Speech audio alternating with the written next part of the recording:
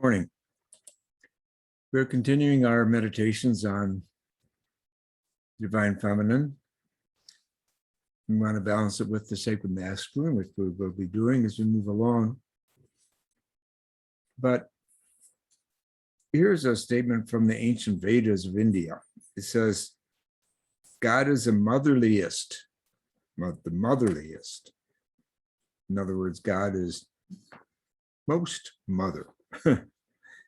This very much parallels Julie of Norwich's teaching and development of the motherhood of God, when she says the deep wisdom of the Trinity is our mother. In her we are all enclosed.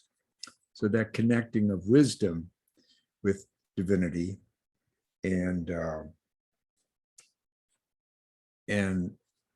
this sets the stage for so much of her development about the motherhood of God, which of course is also saying that we, women and men alike, have to develop our motherly qualities if we are to imitate divinity.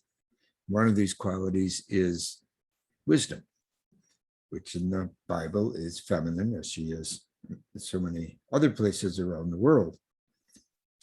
Ramakrishna says this about the Divine Mother.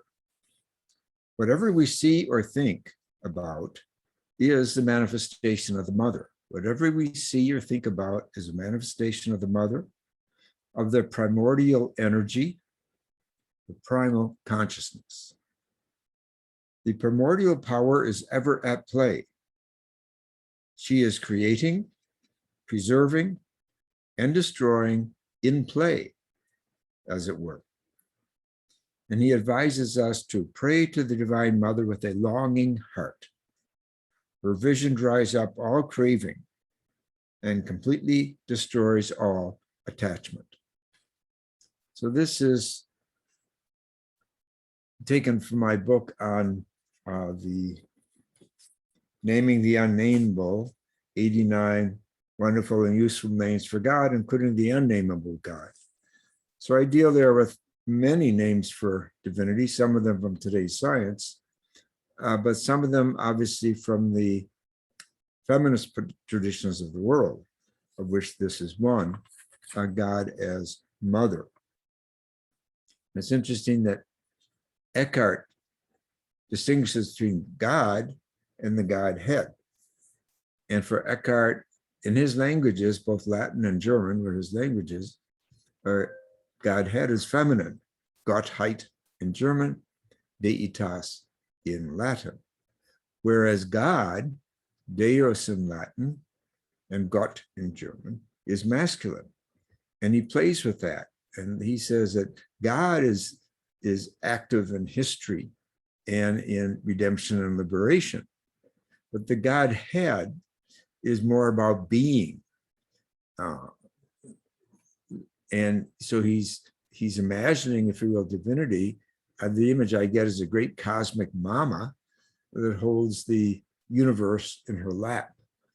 And he says that we are dealing with both sides of divinity, the active side and this caring and reposeful side that is that of the Godhead, and that we come from the Godhead, he says. This is where we were before we were in the world. And that and then we ultimately return to the Godhead when we die. So that's how he pictures it. And again, it's an explicit treatment of the divine feminine in contrast to the sacred or divine masculine. The Tao Te Ching, of course, talks about the Tao as, quote, the great mother of the universe, the great mother of the universe, who is beyond all names. But again, a tradition from the East, Taoism, is explicit about naming the motherhood of divinity, the great mother of the universe. Thank you. We'll see you tomorrow.